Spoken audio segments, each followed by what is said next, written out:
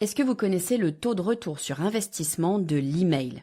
C'est 3600%. C'est-à-dire que pour 1 euro investi, vous récupérez 36 euros. Et encore, ça c'est une moyenne, ça dépend des marchés. Si vous êtes dans le e-commerce ou dans le retail, là ça monte à 45 euros. L'email, c'est le média le plus rentable. Et pourtant, il est sous-exploité. Tant mieux, ça laisse la place à tous ceux qui ont compris où mettre leurs efforts. Tous les jours, mon objectif, c'est de faire grossir ma newsletter. Et aujourd'hui, j'ai 10 000 abonnés. Alors pour marquer le coup, j'ai décidé de partager avec vous la méthode bêta qui m'a permis d'atteindre justement ces 10 000 abonnés. Je vous propose de me rejoindre ce jeudi pour un webinaire d'1 heure dans lequel je vous dis tout ce que j'ai fait pour en arriver là. Et vous verrez, ça n'a rien d'inatteignable, c'est même assez simple, il suffit de suivre la méthode. Pour participer, il vous suffit d'aller sur le podcast du marketing.com/bêta. Vous écoutez le podcast du marketing, épisode 272.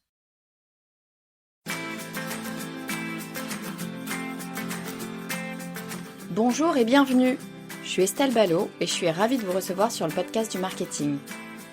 À chaque épisode, je vous propose d'analyser les techniques marketing qui marchent, pas à pas et très concrètement, pour développer votre activité. Vous faites tout bien comme il faut. Vous avez un compte LinkedIn, il est à jour, vous essayez de poster de temps en temps, vous avez même pris l'habitude de commenter les posts des autres parce qu'il paraît que ça permet de les rendre visibles. Vous faites tout bien comme il faut, mais il ne se passe pas grand-chose. Les autres, eux, enfin ceux qui font vraiment tout bien comme il faut, à chaque fois qu'ils postent, ils récupèrent des leads, des prospects, des clients, du chiffre d'affaires, quoi. Alors oui, là du coup, ça devient intéressant de poster sur LinkedIn, mais vous, quand vous postez, il se passe pas grand-chose. Spoiler alert, désolé, mais vous ne faites pas tout bien comme il faut. Alors, je vous jette pas la pierre, les réseaux sociaux, c'est loin d'être facile, mais si on vous donne les bons trucs, les vrais bons trucs, vous allez voir que ça marche tout de suite beaucoup mieux.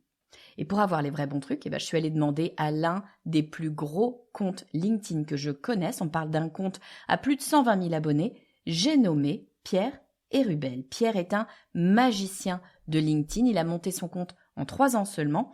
Et c'est pas un hasard, c'est parce qu'il sait exactement ce qu'il faut faire. Vous vous en doutez, je l'ai cuisiné. Alors si vous voulez faire décoller votre compte et surtout en tirer de nouveaux contrats, vous devez écouter cet épisode. Bonjour Pierre, bienvenue sur le podcast du marketing. Salut Estelle, merci de me recevoir sur ce podcast. Écoute, très très heureuse de t'avoir aujourd'hui. On va parler du seul réseau social sur lequel je suis, figure-toi. Moi, je ne suis que sur un seul réseau social. On va parler de LinkedIn. LinkedIn, c'est un sujet que tu connais très très très bien parce qu'il y a beaucoup de gens qui te suivent sur LinkedIn. 130 000, un petit peu plus personnes. Je regardais ce matin ton compte. Avant de rentrer dans le vif du sujet, Pierre, est-ce que tu peux nous dire qui tu es et ce que tu fais ? Ouais, alors je suis entrepreneur depuis maintenant 5 ans et j'habite en Thaïlande en fait. Je suis arrivé ici il y a 8 ans maintenant, donc pour travailler à l'ambassade de France, rien à voir. J'étais diplomate, j'étais parti pour une carrière de diplomate et au final j'ai bifurqué sur quelque chose qui a vraiment rien à voir, qui est l'entrepreneuriat. J'étais associé dans une agence, après j'ai monté ma propre agence avec un associé en 2021. On faisait du go-to-market, growth marketing pour des boîtes B2B. On a fait 1 million de dollars en 14 mois, donc le 0 to 1. Et après, on a continué, puis on a vendu la boîte à une autre agence qui était à l'époque un collectif qui était Bulldozer, boîte française. Et donc c'était en octobre 2023. Et après ça, donc je suis devenu content marketer à la place de growth marketer, tout simplement parce que j'ai vu qu'il y avait beaucoup plus de performance sur le contenu, notamment sur LinkedIn, mais également sur les newsletters, sur YouTube, les podcasts, comme tu sais bien. Et donc je me suis dit, je vais faire du content à la place du growth. Et j'ai été solopreneur, plutôt freelancer, on va dire. Je faisais des missions de content stratégie pour des clients, principalement aux US et en Europe. Et après, je me suis dit, il faut que je décorrèle mon revenu de mon temps. Tu sais, le dilemme du freelance qui veut grossir mais qui peut pas. Et donc, j'ai lancé une formation. Donc, ce que j'ai fait, c'est que j'ai étudié les besoins de mon audience Pendant 2 mois, j'ai fait beaucoup d'appels, des coachings privés, etc. Et à partir de ça, j'ai pris de la donnée, j'ai fait un cours avec. Je l'ai lancé en avril 2024. J'ai fait une V2 en novembre 2024. Et là, récemment, j'ai lancé une agence de ghostwriting, design et écriture, et de social selling pour LinkedIn. Et là, on a lancé ça il y a 2 semaines. Il y a une énorme demande, puisque justement, dans le monde entier, enfin principalement US, Europe, il y a un gros shift du growth marketing vers le contenu. Et ça, je le ressens dans la demande. Là, juste en une semaine, en un seul post, on a eu plus de 20 appels qualifiés et tout le monde nous dit oui. Enfin, c'est vraiment une grosse demande qu'on a sur le marché. Et voilà, donc sinon, à part ça, comme je te dis, j'habite en Thaïlande, je vais en Europe de temps en temps. Pas trop longtemps non plus, mais 2-3 mois en général par an. Non pas que j'aime bien, que j'aime pas, mais je reviens souvent en Asie aussi pour voyager, quoi. Trop sympa. Écoute, Bangkok, moi, c'est un de mes lieux favoris, enfin même la Thaïlande en général. Donc, je comprends complètement que tu puisses t'être attaché à ce pays, à cet endroit. Écoute, on est quand même très raccord parce que moi, la création de contenu, bah, c'est aussi un peu mon dada, le podcast, l'emailing. Moi, je suis très pro newsletter, emailing et choses comme ça. Je trouve qu'il y a beaucoup de choses à faire. Je suis moins réseaux sociaux. Je vais être complètement franche avec toi parce que personnellement, ce que j'aime pas sur les réseaux, c'est le côté je joue avec les règles du réseau et pas avec les miennes. Et moi, j'aime bien ma liberté. Il n'empêche que les réseaux, on va pas se dire de bêtises, c'est quand même une super opportunité de se rendre visible, d'exister et de ramener des gens vers potentiellement d'autres lieux de contenu, typiquement le podcast, typiquement une newsletter, typiquement une chaîne YouTube et d'aller apporter plus de choses. Aujourd'hui, l'idée, c'est de discuter de LinkedIn. Moi, quand j'ai vu ton compte avec 130 000 personnes qui te suivent, je me dis, bon, Pierre, il a peut-être 2-3 trucs à nous raconter sur LinkedIn. Et surtout, bah, vraiment, la question, elle est simple. Hein, c'est comment est-ce qu'on fait pour faire grossir, c'est ce que toutes les personnes qui sont sur LinkedIn veulent, ou en tout cas toutes celles qui postent du contenu, comment est-ce qu'on fait pour faire grossir son audience pour atteindre des 100 000, voilà, une fois qu'on passe la barre des 50 000 personnes, souvent on passe vraiment une étape où on a une influence plus importante et on va pouvoir toucher plus de monde, et comme tu dis, potentiellement pouvoir évidemment avoir des clients qualifiés qui viennent nous chercher directement via LinkedIn. Moi, ce que j'aimerais, Pierre, que tu partages avec nous aujourd'hui, c'est bah, tes conseils. Si demain tu devais peut-être pas recommencer depuis zéro, mais tu as déjà une base, un compte qui fonctionne, c'est quoi les trucs qu'il faut travailler pour construire son compte LinkedIn et le faire développer, le faire croître comme ça, dis-moi. Ok. Donc déjà, évidemment, avant d'arriver à 130 000 followers, il y a une chronologie. Donc j'ai commencé en janvier 2022. Et bah, je peux repartir de là pour expliquer ce que j'ai fait, qui est une méthode qui marche bien, que j'ai utilisée avec des clients de ma formation, etc. Donc la première chose à faire, c'est de définir sur quel sujet vous voulez être positionné. Parce que en fait, on peut pas se positionner sur 4, 5, 6 sujets différents. Ça va diluer le positionnement et ça va faire qu'on se rappellera plus de vous en fait sur un sujet précis. Donc l'objectif, c'est d'avoir bien évidemment dans le cadre d'un business une stratégie business avec une audience cible, un messaging, un positionnement, avec la question comment est-ce qu'on veut être perçu, comment je veux être perçu, et donc comment je veux créer du contenu sur quel sujet. Ça, c'est la première phase, on va dire. Par contre, faut pas s'enfermer trop dans des sujets qui sont trop précis, parce qu'au début, il y a une période d'expérimentation, comme dans tout travail marketing.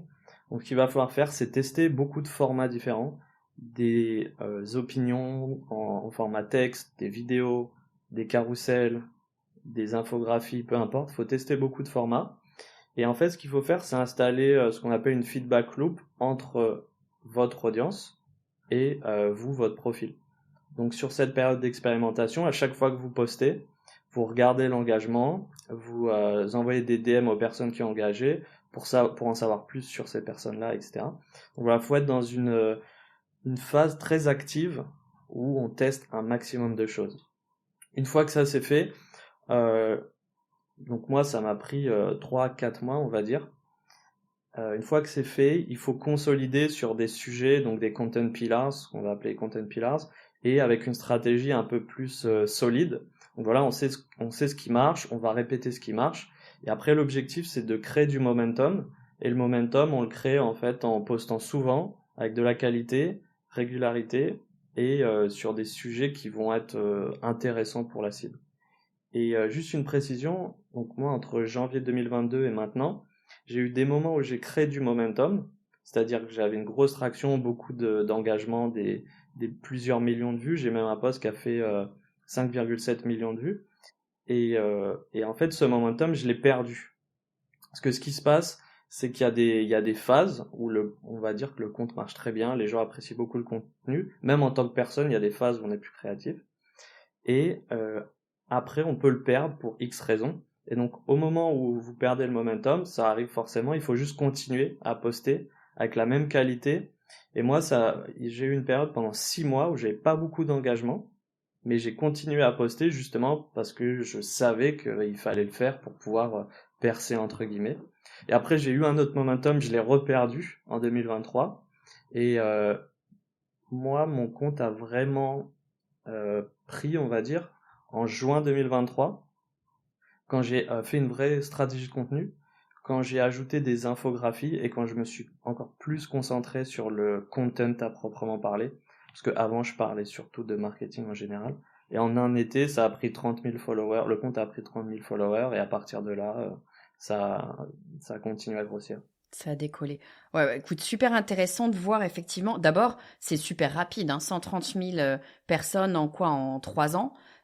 C'est effectivement super rapide, mais super intéressant de voir ta stratégie et l'analyse en fait du compte, du marché, de ton audience et de voir comment est-ce que tu vas pouvoir intéresser des gens, quels sont les sujets, quels sont les thèmes qui vont pouvoir fonctionner. On en revient toujours. Moi, tu vois, l'un de mes piliers justement, moi, c'est le persona, c'est de dire en marketing, tu peux faire tout ce que tu veux. Si tu ne sais pas à qui tu t'adresses et si tu ne sais pas ce qu'ils comprennent pas, ce dont ils ont besoin, ce qu'ils ont besoin de comprendre, tu peux toujours continuer à parler, il se passera pas grand-chose.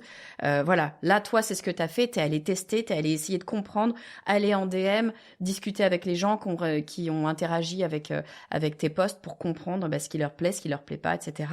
C'est vraiment la base de la base et quoi qu'on fasse finalement en marketing, ça revient toujours, c'est une base ultra importante. Plein de gens, plein de marketeurs, même dans des grosses boîtes, passent à côté de ce truc parce qu'ils se disent qu'ils connaissent leur audience. On a tous un peu un ego à se dire mais si c'est bon, je connais mon audience. La réalité, c'est que ceux pour qui ça marche, c'est ceux qui vont, exactement ce que tu viens de dire, qui vont contacter leur audience et qui vont discuter avec eux pour vraiment creuser les choses et comprendre. Donc ça, merci de revenir là-dessus. Là, ce que tu nous dis, c'est que ton compte, il y a quand même eu un moment où tu as vu le truc démarrer sur un été, notamment avec ta stratégie de contenu. C'est quoi? Ça veut dire quoi? C'est travailler le fameux personal branding? C'est quoi? Alors, sur le sujet du personal branding, c'est lié. Mais moi, ce qui a fait décoller le compte, à proprement parler, c'est ce que je vais appeler le stack de skills, en fait, donc le sac de compétences, on va dire en français. Donc en fait, il faut aller chercher ce qui va vous différencier et ce qui va faire un contenu différenciant. Parce que ce que les gens recherchent sur LinkedIn notamment, et en général sur les réseaux sociaux et newsletters, podcasts, c'est des contenus qui sont uniques, qu'on peut pas les trouver sur n'importe quel blog. Tu sais, les titres de blog, 7 tendances à suivre, tu vois, les trucs qui ont été vus et revus. Donc les gens veulent du contenu de qualité, mais aussi unique. Donc faut vous poser la question, qu'est-ce qui vous rend unique? Donc quelles compétences vous avez que les autres n'ont pas et qui peut créer un unfair advantage? Moi je faisais du design depuis le baccalauréat, donc je faisais des fiches pour réviser le baccalauréat en 2008 il me semble, 2009, non 2011. Et je pensais que le design, et je faisais du design à côté, hein, donc des posters, des ads, etc. Mais je pensais que LinkedIn et le design, c'était deux choses différentes, et je voulais pas les mettre ensemble. Et le jour où j'ai commencé à faire ça, j'ai créé des infographies. Donc j'ai commencé avec des infographies basiques, avec des tableaux de comparaison, avec des petits schémas, etc. Et petit à petit, j'ai été positionné sur ça, en fait, sur ce format-là. C'est devenu mon format propriétaire où à chaque fois que je voulais véhiculer une information, j'utilisais une infographie. Donc ça a beaucoup marché, ça a bien marché. Et après, j'ai fait aussi pas mal de podcasts. Donc faut se connecter dans le réseau de votre industrie. Pas besoin d'aller à des événements, honnêtement, parce que moi, comme je disais, je suis en Thaïlande et je fais ça à distance. Et pour revenir sur le personal brand, en fait, la personal brand, c'est un peu un buzzword, un mot qui buzz en ce moment. Mais avant tout, la personal brand, c'est un effet secondaire de votre expertise. Dans la mesure où on peut pas se dire, je vais créer une personal brand sur aucune fondation. Parce que vous allez essayer des hooks, des templates, des hacks, etc. pour essayer d'être connu. Mais en fait, c'est pas ça. Ça va être la forme. Mais sur le fond, il faut avoir quelque chose vraiment d'intéressant, d'unique, des choses qui vont pousser les gens à vous suivre, en fait. Et donc, en gros, la personal brand, ça va être à chaque fois que quelqu'un pense à toi, Estelle, par exemple, vont penser par exemple à ton podcast, et à chaque fois qu'ils vont penser au podcast, ils vont penser à Estelle. Ça peut être des sujets beaucoup plus niches. Moi, ça va être à chaque fois qu'on pense au B2B content, je veux qu'on pense à moi, et à chaque fois qu'on pense à moi, je veux qu'on pense au B2B content. Et ça, c'est le stade, enfin, c'est l'objectif en tout cas d'une personal brand, et d'être top of mind aussi. Donc à chaque fois qu'il va avoir une prise de décision d'une entreprise qui veulent faire un achat, faut qu'ils pensent à vous en premier pour l'expertise dont ils ont besoin. Et ça, une fois que vous avez ça, ben, vous pouvez avoir des demandes entrantes en continu, quoi. Ouais, en fait, c'est ça, c'est exactement ce que tu disais, c'est que le personal branding, c'est pas autre chose que d'installer la raison pour laquelle on va penser à toi. Et donc, si on est sur du B2B notamment, on va aller chercher plutôt de l'expertise. Ça peut être sur du B2C aussi d'ailleurs, hein, mais en tout cas, on va aller chercher le côté de qu'est-ce que tu vas pouvoir nous apporter ou qu'est-ce qu'une personne lambda va pouvoir nous apporter. Si on prend sur d'autres comptes, tu vois, je suis en train de penser à d'autres personnes qui ont des réseaux sociaux. Parfois, ça va être une attitude ou un style ou voilà, d'être totalement différent par rapport aux autres. Ce que tu disais, c'est ce unfair advantage, c'est de dire, moi, je fais pas la même chose que les autres ou je le fais différemment ou en tout cas, il y a un truc qui fait qu'on accroche et qu'on se dit, ah, tiens, ça, c'est Pierre. Le fait, tu vois, toi, que t'es les infographies, dès qu'on voit ces infographies avec ces couleurs, t'as vraiment un code coloriel aussi, bim, on se dit, ah, ben ça doit être Pierre et on vérifie et bingo, évidemment, c'est Pierre. Donc, c'est un peu ce côté signature qui fait que, j'aime beaucoup ce que tu dis, c'est, tu veux que quand on pense au thème, on pense à toi et quand on pense à toi, on pense au thème. C'est en fait lier vraiment la personne et l'expertise ou le thème ou la chose qui est vraiment différente. Moi ça j'aime beaucoup cette idée. Je suis un peu d'accord avec toi, le personal branding. Bon, moi je trouve aussi que c'est un peu le mot qui buzz. C'est jamais que la réputation. C'est ce que je dis, c'est que qu'est-ce que c'est que votre personal branding? C'est votre réputation, c'est-à-dire c'est pas forcément qui vous êtes exactement, ça peut, mais c'est pas forcément qui vous êtes. C'est ce que les autres pensent de vous. Et ce que les autres pensent de vous, faut comprendre un truc, moi je trouve qui est absolument primordial, c'est que vous ne pouvez pas le maîtriser totalement. Vous pouvez l'orienter. Et ça, tu vois, c'est là où je trouve ça intéressant de dire, bah, moi j'ai envie que on pense à moi sur telle expertise, donc je vais aller proposer cette expertise pour finalement donner une habitude et que les gens se disent, bah voilà, Pierre, c'est B2B content, mais on peut pas le faire à la place des gens parce que c'est la réputation, c'est ce que les autres pensent. Et s'il y a bien un truc sur lequel on peut pas toucher, on peut pas forcer les gens à penser quelque chose qui ne veulent pas penser. Donc ça, c'est vraiment un truc important, mais c'est un élément fondateur qui est pas compliqué, mais qui est pas facile à mettre en place. Ça demande de la récurrence. Tu nous parlais tout à l'heure de tes infographies, qui était un peu le truc sur lequel toi tu t'es accroché, ton unfair advantage. Tu es allé chercher ta compétence design, ta compétence LinkedIn, tu les as mises ensemble. Infographie, moi, ça me fait penser au format sur LinkedIn ou sur d'autres réseaux sociaux. D'ailleurs, c'est un peu le même concept. Sur LinkedIn, tu as plein de formats différents. Tu peux avoir que du texte, tu peux avoir texte plus photo, texte plus vidéo, texte plus plein d'autres choses. Est-ce que c'est important, d'après toi, pour faire grossir son compte, d'aller chercher différents formats? Est-ce qu'il y a un format qu'il faut bosser? Comment est-ce que tu vois les choses? Alors en effet, il faut de la variété pour pouvoir faire grossir un compte. Il y a plusieurs points. Premier point, il faut avoir de la variété dans la typologie de contenu. On peut pas arriver et faire des posts de vente tous les jours. Il faut commencer par installer son autorité. Moi, j'ai créé un framework qui s'appelle Authority First Framework, donc c'est autorité en premier. Et donc 70% du contenu qui est publié, c'est du contenu d'autorité. Donc des case studies de ce que vous avez fait auparavant, votre expertise dans des histoires, euh, des analyses, etc. Ensuite, il y a 15% de personal brand ou de branding si vous faites la promo de votre boîte. Et là, ça va être votre backstory, qui vous êtes, build in public, ce que vous faites au quotidien, etc. Et 15%, ça va être de l'offre, parce qu'à un moment donné, il faut vendre également. Donc ça, c'est sur la typologie de contenu. Ensuite, sur les formats, en effet, il faut varier, parce que si vous faites tout le temps des infographies ou tout le temps des carousels, vous allez lasser l'audience. Peut-être pas rapidement, mais au bout de 6 mois, ça va commencer à lasser les gens. Il faut aussi, dans ces formats, repérer les formats qui marchent très bien en ce moment. Donc en 2023, c'était les carousels. Après, il y a eu la tendance infographie en 2024. Là, il y a eu les vidéos. On va voir ce qui va arriver après. Donc ça, c'est les deux points essentiels, typologie de contenu et format. Et après, en termes de variété, il faut aussi en fait identifier ce qui marche, mais il faut aussi prendre des risques et laisser place à la créativité pour pas s'enfermer et se reposer sur ses lauriers. Moi, j'ai eu ce problème entre guillemets là il y a quelques mois où vu que je faisais tout le temps la même chose, c'était trop mécanique et à la fin je voyais une baisse, une tendance baissière du moins sur l'engagement, sur les impressions et donc voilà, il faut être créatif.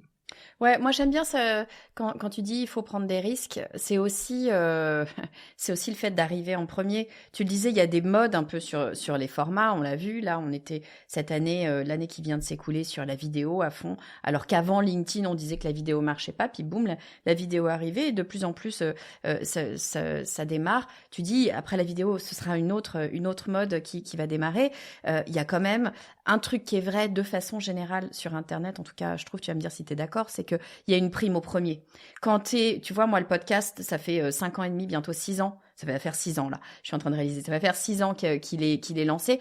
Évidemment que le succès du podcast du marketing, il tient aussi au fait que j'étais là quand il y avait finalement peu de monde et que ça te permet de prendre la place. Le fait de prendre des risques, ça veut dire tester des nouvelles choses et potentiellement peut-être sentir un peu la tendance arriver et être là au début de la tendance et puis prendre une phase d'avance. Est-ce que pour toi, c'est pour ça que c'est intéressant d'aller prendre des risques? Oui, c'est pas, on va sentir une tendance et on va essayer de la faire avant tout le monde. C'est plutôt carrément, tu peux lancer une tendance en fait. Ça peut aller vite hein, au final. Je me rappelle quand j'ai commencé à faire des infographies. Chaque infographie elle faisait 1500 likes à un moment, donc ça avait beaucoup de vues et il y a partout dans le monde parce que j'écris en anglais, au Brésil, aux US, en Asie, les gens reprenaient mes templates d'infographie. Des fois même, ils prenaient l'infographie et ils effaçaient mon nom et mon image. Donc tu vois, ça peut aller rapidement. Après, en fait, c'est des tendances au sein d'une industrie. Parce que euh, faut savoir que sur LinkedIn notamment, les cercles sont pas isolés à 100%, mais quand tu es dans le marketing, tu vois des marketeurs, quand tu es dans la finance, tu vois des gens dans la finance. Donc tu peux avoir une tendance dans la finance qui est pas dans le marketing également. Donc faut aussi essayer de lancer des tendances dans ton industrie ou de capter les tendances dans ton industrie. C'est Euh, ce que j'allais te demander, pardon, ouais. je te coupe, mais est-ce que du coup, est-ce que tu le fais et est-ce que ça pourrait être une bonne idée de créer des comptes un petit peu sur les côtés, de créer d'autres comptes pour aller voir ce qui se passe dans d'autres industries? C'est-à-dire, par exemple, tu es dans le marketing et tu dis, tiens, je vais aller voir ce qui se passe dans la finance parce que ça peut t'alimenter ta création et te dire, oh, il y a une tendance qui fonctionne bien sur la finance, peut-être que je peux l'adapter et la mettre sur mon marché. Alors en soi, il n'y a pas besoin d'aller créer d'autres comptes pour le faire, mais je pense que c'est une bonne idée d'aller suivre 10 influenceurs dans la finance, 10 dans le travel, etc. pour pouvoir justement capter les tendances des autres marchés. Et puis c'est un benchmark qui est assez facile à faire au final, hein. C'est 2-3 clics, donc il y a même des outils maintenant qui font ça. Par contre, moi je le fais pas parce que déjà ça prend du temps. Et il y a tellement de choses à faire juste sur l'industrie du marketing. Enfin, moi, c'est B2B marketing. Parce que si en plus je fais B2C marketing, c'est B2C, ça a 5 ans d'avance, donc faut capter les tendances et encore plus en amont, etc. Donc j'ai beaucoup de taf sur B2B marketing, donc je me concentre là-dessus. Ouais. Et après, LinkedIn, c'est un canal d'acquisition, c'est un canal pour de notoriété, mais il faut aussi faire tourner un business derrière. Donc il y a plein de tâches à réaliser. Oui, tu me tends la perche parce que c'est ce que j'allais te dire quand tu nous donnais un peu ton framework Authority First. T'es 70% du contenu d'autorité, 15% du personal brand ou du branding et 15% d'offres. Bah oui, parce qu'à un moment donné, on n'est pas sur LinkedIn juste pour s'amuser et montrer notre trogne et se dire ah, c'est super, on est là, on existe. C'est quand même pour faire tourner un business et donc pour vendre. Comment ça marche? Comment on fait pour vendre sur LinkedIn? Alors, le premier point, c'est d'installer l'autorité avant d'essayer de vendre. Donc, c'est pour ça que le Authority First. Et la personal brand dont on parlait tout à l'heure, ça vient petit à petit, mais ça fait partie de ce principe où on va pas vendre tout de suite, le fameux give first. Ensuite, deuxième point, pour vendre, on n'est pas sur de la vente directe. Donc il y a plusieurs techniques de vente entre guillemets sur LinkedIn. La première, c'est d'avoir un profil qui est optimisé pour la conversion, puisque ce qui va se passer, c'est que quand quelqu'un arrive sur votre profil, soit il vous contacte, soit il clique sur le lien et arrive sur votre site, soit il fait rien, mais vous avez la visite du profil. Donc dans tous les cas, vous êtes gagnant en fait. Même si la personne s'en va et fait rien, vous pouvez savoir qu'elle a visité votre profil. Donc si votre profil est optimisé, vous maximisez vos impressions. Dans la mesure où la personne voit votre post, elle clique sur votre nom, elle arrive sur le profil et elle voit votre proposition de valeur, votre offre ou un cadeau de bienvenue pour votre newsletter par exemple, pour convertir en abonné newsletter. Donc ça c'est le deuxième point, il faut vraiment avoir un profil optimisé. Bon, si tu as des questions, je peux te donner des détails Ouais, précis. vas-y. C'est quoi un profil optimisé? Qu'est-ce qu'il faut faire? Il faut, c'est le texte d'introduction qui doit être fait pour pouvoir convertir vers la newsletter, le site ou un contact. Ou est-ce que c'est, peut-être tu vas me dire que c'est peut-être les deux. Ou est-ce que c'est dans peut-être tu sais les éléments d'information que tu mets sur ton profil pour faire venir les gens en mode SEO pour LinkedIn? C'est quoi un profil optimisé? Donc déjà, le premier point là, sur cette question, c'est de répondre à ce dont tu parlais tout à l'heure sur le persona. Vous voulez attirer quel type de client? Ok, premier point. Deuxième point, c'est quoi leur problème en ce moment? Troisième point, c'est quelle offre vous voulez mettre en avant pour répondre à un problème. Et le problème, faut qu'il soit le plus douloureux possible. J'ai un autre framework qui s'appelle PURE, c'est en anglais, Painful, Urgent, Recognized and Expensive. Donc il faut un problème que les gens souhaitent régler là tout de suite. Et vous avez poussé une offre sur votre profil qui répond à ce problème urgent. Et c'est la différence entre une front-end offer et une back-end offer. Donc la front-end offer, c'est une offre de façade, on va dire. Un peu comme quand tu vas en magasin, tu vois, tu as toujours un objet en vitrine En vitrine, ouais. qui va justement répondre à un besoin urgent. Par exemple, quand c'est Noël, bah, je sais pas, on va mettre des cadeaux vraiment sur la façade, mais peut-être que les gens vont acheter d'autres choses derrière. Donc la front-end offert sur ton profil, ça va être ça. C'est très connu dans le monde de l'infoprenariat avec la value ladder, par exemple, de Russell Brunson ou d'autres infopreneurs. Mais dans le B2B en général, c'est moins connu parce que les gens ont tendance à vouloir tout montrer en fait. Et quand vous montrez tout sur votre profil, le problème, c'est que il y a trop de choix, donc les gens vont quitter le profil sans rien faire. Trop Et de choix, ça après, fait pour être peur parce qu'il faut prendre une décision ouais, et du coup le cerveau bug et se dit je préfère me barrer plutôt que prendre la mauvaise décision et du coup effectivement ils tout s'en à vont. fait, On hein. dit qu'il faut pas avoir trop de choix. C'est la confusion en fait qu'un esprit qui est confus n'achètera jamais ou même ne procédera jamais à une prochaine étape. Donc juste le quatrième point, c'est précisément sur votre bannière, vous pouvez mettre votre proposition de valeur avec des logos qui prouvent que le client ne sera pas le premier parce que personne ne va être le premier. Ensuite, dans le About section, vous pouvez augmenter la partie confiance pour montrer que vous savez le faire et que vous le faites depuis longtemps, donc votre histoire, typiquement. Et après, il y a une section featured, donc sélection, où là, vous pouvez mettre, ce que je conseille, c'est de mettre un lien vers votre offre principale et un autre lien vers un cadeau de bienvenue pour votre newsletter. Moi, je faisais beaucoup des guides et avec un joli visuel d'un guide et je l'envoyais dans l'email de bienvenue de l'inscription à ma newsletter. Comme ça, je faisais d'une pierre deux coups, abonner à la newsletter et je donnais le guide également. Donc Ouais, voilà, il y ça a c'est un. Je te coupe une seconde, mais c'est un très très bon truc. Souvenez-vous quand même que LinkedIn, je le disais en intro, on joue avec les règles de LinkedIn. Et en tout cas pour moi, tu vas me dire si c'est la même chose pour toi, mais pour moi, l'objectif quand je capte des gens sur LinkedIn, c'est de les emmener vers ma newsletter, ou en tout cas de les emmener chez moi, un endroit où je vais pouvoir avoir mes propres règles à moi, ou en tout cas les règles avec lesquelles on va être d'accord avec mon audience. Donc dès l'inscription de quelqu'un par exemple sur LinkedIn, vous pouvez leur envoyer un message et leur proposer dès ce moment-là de venir vous retrouver chez vous. C'est vraiment le bon moment parce qu'ils ont envie d'en savoir plus sur vous. Donc, ils sont, on dit chaud en marketing, mais ça veut dire ils sont prêts à vous écouter, à entendre ce que vous avez à dire. Donc, c'est vraiment, faut pas attendre, faut tout de suite leur proposer de venir ailleurs. Ouais, je suis d'accord. C'est une bonne stratégie de dédier un profil à augmenter la base de clients sur la newsletter. Cela dit, je recommande de commencer d'abord sur LinkedIn, de créer de l'attraction, de l'autorité, et ensuite de rajouter une newsletter. Parce qu'il y a tellement de newsletters que les gens vont se demander pourquoi je vais aller sur celle-là. Donc d'abord, le meilleur chemin pour moi, c'est LinkedIn, newsletter, ensuite YouTube, dans l'ordre, et YouTube podcast en fait. Tu vois, podcast, vidéo, plus Médiane. audio.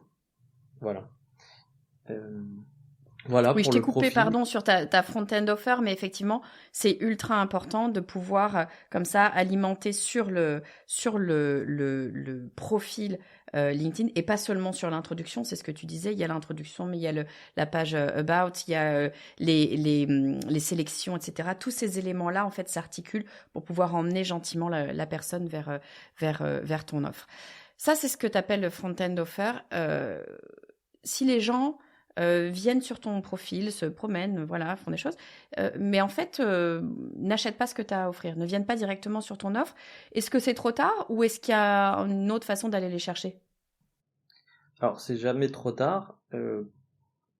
T'as déjà le fait que tu vas continuer à poster et que tu vas répéter. Faut pas avoir peur de répéter le même message. Il y a beaucoup de gens qui disent j'ai peur de redire ça parce que je l'ai déjà dit. Mais il faut se rappeler que en fait pour vous, vous avez passé 30 minutes voire une heure à l'écrire, mais la personne elle a vu 7 secondes sur son feed et elle l'a pas lu en entier, elle a juste regardé 2-3 phrases importantes, regardé le visuel. Donc faut pas hésiter à répéter. C'est comme ça qu'on installe un positionnement, c'est comme ça qu'on installe une perception et une personal brand. Donc répétez sur vos piliers de contenu. Et, euh, et ensuite vous avez la fonctionnalité engagement. Donc vous pouvez aller commenter les posts des personnes qui ont visité votre profil sans être lourd, on va dire. Faut commenter. Si vous avez rien à dire, commentez pas quelque chose juste pour le faire.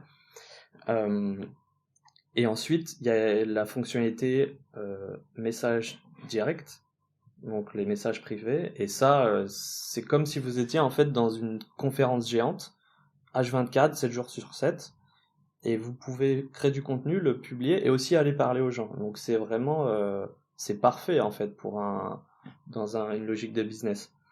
Et en message, donc vous pouvez aller contacter les gens qui ont visité leur profil. Même règle de bienséance. Comme si vous étiez dans une conférence, dans un événement, vous n'allez pas aller voir quelqu'un et lui dire bonjour, je m'appelle Pierre, tu veux acheter ma formation. Vous allez soit commencer une discussion, soit lui proposer, je sais pas, une étude de cas par exemple, ou lui demander la permission de lui envoyer une étude de cas. Voilà, comme si vous étiez dans une conférence classique. Et donc les messages privés, il faut vraiment s'en servir. Un freelance par exemple ou une boîte qui est early stage et qui veut faire ses 10 premiers clients ou même 100 premiers clients, pour moi juste aller sur LinkedIn, poster du contenu, envoyer des messages, pas automatisé, je précise, parce que ça c'est souvent la question qui vient ensuite. C'est ah oui mais j'ai pas le temps, est-ce que je peux automatiser? Ma réponse c'est non, c'est d'aller envoyer des messages non automatisés et aller parler à sa cible directement. Et pourquoi pas même juste leur demander des feedbacks si vous pensez que ça peut être utile pour votre business. Ouais, en fait, c'est ça que je trouve vraiment Très intéressant et je pense, à mon avis, hein, sous-utilisé, c'est ce que tu dis sur LinkedIn, c'est un peu comme si tu étais dans une conférence géante. Dans une conférence, le truc qui est vachement bien en général, c'est que tu as possibilité de savoir qui est là et de pouvoir créer des contacts et d'organiser des réunions peut-être avant, etc. C'est un peu ça sur LinkedIn. Là, ce que tu disais, c'est à partir du moment où des gens viennent sur ton profil, même s'ils achètent pas, même si à la rigueur ils cliquent pas, c'est pas grave, t'as tout gagné parce que le fait qu'il soit venu sur ton profil, toi, tu as la visibilité de dire ah bah tiens, Pierre est venu sur mon profil. Mais attends, plutôt que de laisser Pierre partir, qui a pas cliqué sur le podcast d'Estelle Ballot, le podcast du marketing, etc. Peut-être que Pierre, je peux aller lui parler parce que s'il est venu sur mon profil, c'est quand même il y a quelque chose qui l'a intéressé. Donc il y a une première accroche. Et là, toi, ce que tu dis, c'est bah, il faut y aller, il faut un petit peu besogner. Tu vas en DM et t'engages de vraies conversations, pas automatisées, mais de vraies conversations.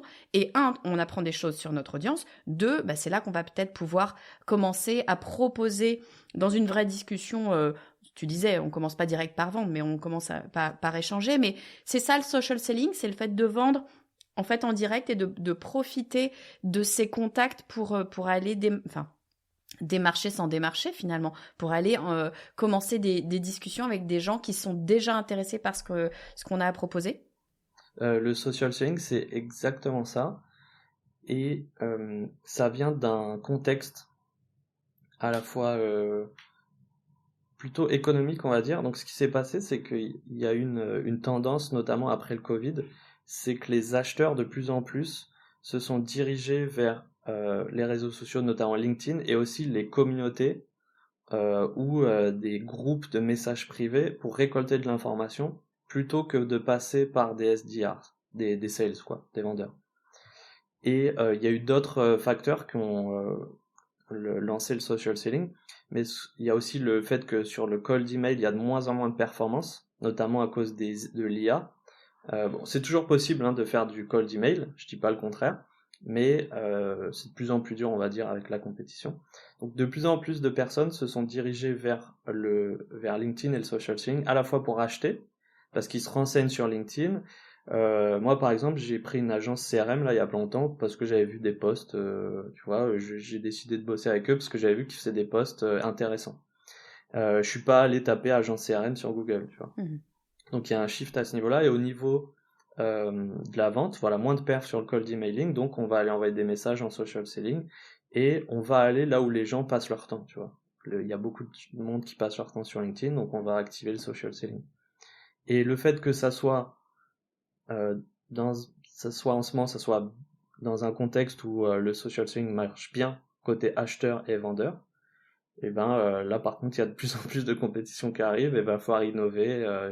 Comme je disais tout à l'heure, faudra prendre des risques, faudra créer de nouvelles choses et continuer à avancer, quoi. De toute façon, Ouais. c'est que ça le marketing, c'est que de l'innovation en permanence. Bien sûr, carrément. Et puis c'est aussi, moi je trouve, aller, c'est marrant, on le dit pas souvent ça, mais pour moi le marketing, c'est comme on a plein de stratégies à notre disposition, trop de stratégies à notre disposition. Le gros problème souvent en marketing, c'est qu'on sait pas trop bien par où commencer. Faut aussi, à mon avis, regarder ce que nous on aime et ce que nous on sait faire. Et moi, ce que j'entends ultra souvent, et j'en fais partie aussi, c'est moi Estelle, je sais pas vendre, aller prospecter à froid des gens que je connais pas, je suis mal à l'aise, je sais pas comment faire, etc.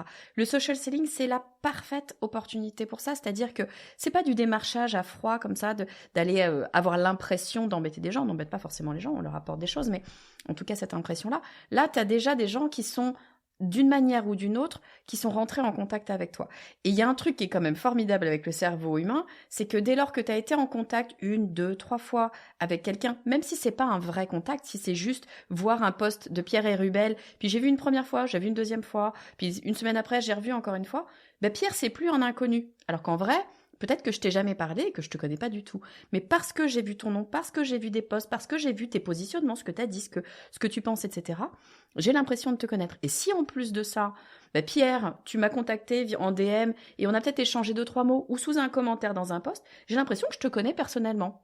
Et d'un coup, bah, t'es plus un étranger et je peux discuter avec toi. Il y a vraiment un truc à activer là-dessus. Et je trouve ça super intéressant que tu parles de ces DM et d'aller voilà, rechercher le contact direct, pas automatisé avec les gens.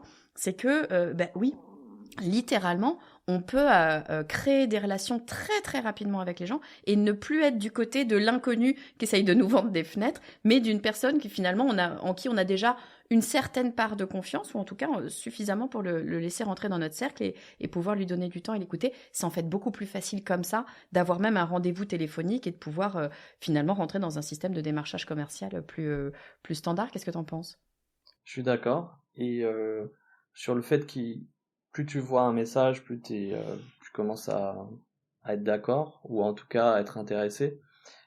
Et aussi, il y a les photos, tout simplement. Donc, tu as la photo de profil. Et tu as aussi... moi, avant, je postais pas de photos de moi. Mm. Et un jour, j'ai fait un shooting photo. Tu vois, c'est pas du tout dans mon ADN de base, plutôt introverti. Et j'ai pas forcément envie de me montrer. Mais je me suis rendu compte que dans l'analyse des stats, quand je postais des photos, derrière, j'avais plus d'engagement, d'impression, et aussi je me connectais plus facilement aux autres.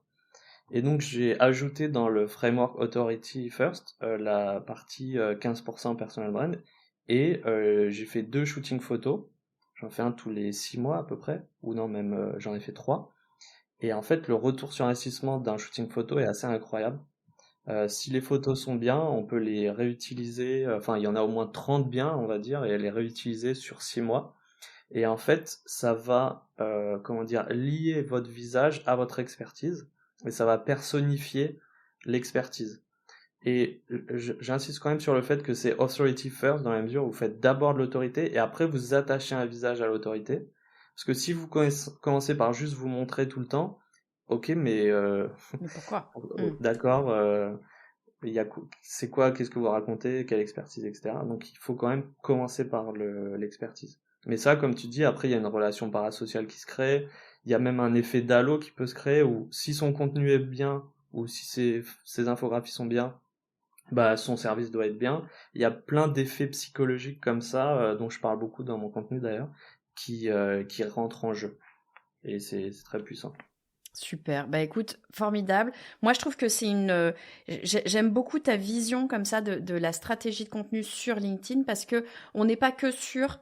Tu vois, quand on a discuté en off, je te disais, bah, moi, je veux savoir comment tu fais pour faire grossir comme ça ton compte. Mais là, ce que je trouve intéressant, c'est que l'idée, c'est pas que de faire grossir le compte. Finalement, le fait de faire grossir le compte, c'est presque un truc mécanique qui vient en deuxième effet. Là, l'idée, c'est comment est-ce qu'on fait pour utiliser son compte LinkedIn, et ça marche sur d'autres réseaux sociaux d'ailleurs, hein, mais pour utiliser son compte, pour construire son image, construire son positionnement, construire son autorité et aller vendre. Et comment est-ce qu'on fait pour créer des relations aussi avec les personnes. Donc super intéressant. Je vais essayer de résumer en 2 minutes ce que tu nous as dit. Tu nous as donné plein de super tips. Ce que tu nous dis, c'est que pour construire un compte, il faut commencer par poser les bases. Poser les bases, c'est quoi? C'est définir son positionnement, ses sujets, tester des choses, ne pas trop se nicher dès le début, parce qu'il va falloir comme ça pouvoir réussir à comprendre son persona et aller chercher les gens, leur poser des questions, échanger avec eux pour vraiment créer finalement ce que tu appelles ces pillars, les piliers, les grands thèmes, 3, 4 peut-être grands thèmes que tu vas pouvoir travailler. Ce que tu nous as dit aussi, j'ai trouvé ça super intéressant, c'est que on va aller créer du momentum en publiant régulièrement de plus en plus. Et y a des moments où ça va un petit peu exploser, où on va avoir le flow, ça va marcher, on est à la mode, c'est super, c'est génial. Et c'est pas parce qu'on est à la mode à un moment donné que ça va durer tout le temps. Ça va être un système de vagues où il y a des moments où on va moins performer, et c'est ok, c'est normal, faut juste pas se démotiver à ce moment-là. C'est juste l'algorithme qui fonctionne en cycle, ça va revenir. En tout cas, ça va revenir si on continue à faire de la qualité régulièrement et qu'on reste là. Donc, il y a quand même aussi une histoire de travail de fond à faire. C'est une course de fond. Ça, c'est première chose pour construire son compte. Ensuite, ce que tu nous dis, c'est qu'il va falloir aller travailler ses compétences, comprendre qu'est-ce qui nous différencie des autres, c'est quoi notre unfair advantage, c'est qu'est-ce qui fait que finalement on va proposer quelque chose qui n'est proposé que par nous, et en tout cas on va nous reconnaître sur ces éléments-là. C'est là où ça va être intéressant d'être vraiment identifié. Puis après tu nous parles de ton framework de Authority First, c'est vraiment de mettre en place cet élément d'expertise ultra fort. Ce que tu nous dis, moi j'aime bien qu'il y ait un petit peu de... Alors je suis pas une nana de chiffres, mais j'aime bien quand même qu'il y ait des chiffres pour qu'on puisse poser les choses. Là, ce que tu nous dis en termes de contenu, c'est 70% de contenu d'autorité. Ça veut dire quoi? C'est des case studies, des analyses. tu montres ton expertise en fait. 15% de personal brand, on en parlait à l'instant, d'aller faire un shooting photo, ça c'est ultra intéressant d'un point de vue retour sur investissement. On va pouvoir comme ça accrocher les personnes sur notre personnalité qui on est, mais tu le dis, ça vient après l'autorité. Il faut déjà qu'on ait de l'autorité pour que les gens puissent accrocher à notre personne. Et puis 15% d'offres, parce qu'il faut pas oublier qu'on est là pour vendre des trucs, on n'est pas là juste pour se promener sur LinkedIn. Enfin, on peut, hein, mais on va passer beaucoup de temps sur LinkedIn ou sur les réseaux sociaux. Il faut, in fine, venir vendre et donc proposer ses offres. La fameuse offre, ce que tu appelles la front-end offer, c'est un petit peu la vitrine de ce qu'on a à proposer. Il va falloir la proposer sur notre site, sur notre compte. Et ce que tu dis, c'est que, attention, bien souvent, on a plusieurs offres, on propose plusieurs services ou plusieurs déclinaisons de services. Et là, tu nous dis, attention, trop de choix, ça tue le choix. Les gens, ils débarquent, ils ne nous connaissent pas encore si bien que ça, ils connaissent pas encore notre offre. Il vaut mieux aller chercher une offre assez forte, c'est-à-dire une offre qui répond à une demande urgente. Alors, tu utilisais le framework pure, painful, urgent, recognize, expensive, c'est-à-dire quelque chose où vraiment ils vont avoir besoin de toi, puis ils vont avoir besoin d'amorcer une démarche commerciale avec toi pour pouvoir y aller. Donc ça va être la front-end. En opposition, la back-end office, c'est toutes les autres offres que tu vas pouvoir décliner. Et ça va venir dans un second temps. Mais effectivement, ce que tu dis, c'est qu'il ne faut pas tout montrer d'un coup. Et pour proposer cette front-end offer, on va expliquer cette offre, mais on va aussi aller apporter différents éléments au sein du profil. Donc, on va avoir l'élément introduction, on va proposer l'offre, mais on va avoir des éléments de testimonials, on va pouvoir montrer des logos de gens avec qui on travaille, parce que tu le disais, personne ne veut être le premier client. On veut être sûr que t'es déjà un bon, t'as des choses à proposer. Tu vas aller dans sélection, amener un lien vers peut-être ton offre, un lien vers ta newsletter pour pouvoir commencer à emmener les gens chez toi et pas rester trop longtemps sur le seul réseau social. Tous ces éléments-là, en fait, on va pouvoir les utiliser sur le compte et ça va nous permettre d'aller avoir ces fameux leads, parce que c'est ça le sujet. Moi, j'ai beaucoup de gens autour de moi qui me disent « Mais je comprends pas, Estelle, moi je bosse sur LinkedIn, je poste, je commente, je fais plein de choses, mais il se passe rien, on vient pas me proposer des leads, on vient pas me proposer de travailler avec moi plutôt, alors que je vois des gens qui me disent « Oh, j'ai 2, 3, 4, 10 leads par jour. » Et c'est comme ça qu'on fait, c'est en proposant une offre claire et en venant la répéter, la reproposer régulièrement. Est-ce que ça te va comme résumé? Est-ce que tu avais des choses à ajouter? Dis-moi, Pierre. Bravo. Je suis impressionné par le résumé. C'est exactement ça. Et juste le dernier point qu'on pourrait rajouter, c'est une fois que vous commencez à avoir des followers et une autorité sur LinkedIn, vous pouvez vous en servir pour faire levier et aller sur d'autres réseaux également. Donc faire la promotion de la newsletter, du podcast, votre YouTube. Il faut s'en servir comme un tremplin. Il faut jamais rester au stade de oui, juste je publie. Il faut toujours être dans une logique de croissance. Mais sinon, parfait le résumé. Super. Écoute, j'adore. Merci infiniment, Pierre, de nous avoir aidé à comprendre comment est-ce qu'on va pouvoir faire croître notre compte LinkedIn et surtout faire en sorte qu'il nous serve à vendre. T'es le bienvenu quand tu veux, Pierre, sur le podcast du marketing. Merci. C'était un plaisir également de partager tous ces tips avec toi. Il y en a d'autres, hein, mais voilà, c'était en tout cas le résumé à la fin parfait. Génial. Si, bien évidemment, vous voulez suivre, si vous ne suivez pas encore le compte de Pierre, je mets le lien dans les notes de cet épisode où vous tapiez Pierre Hérubel sur LinkedIn. Vous allez le trouver sans aucun problème. Merci beaucoup, Pierre. Merci, Estelle. À bientôt. Hein. Ciao.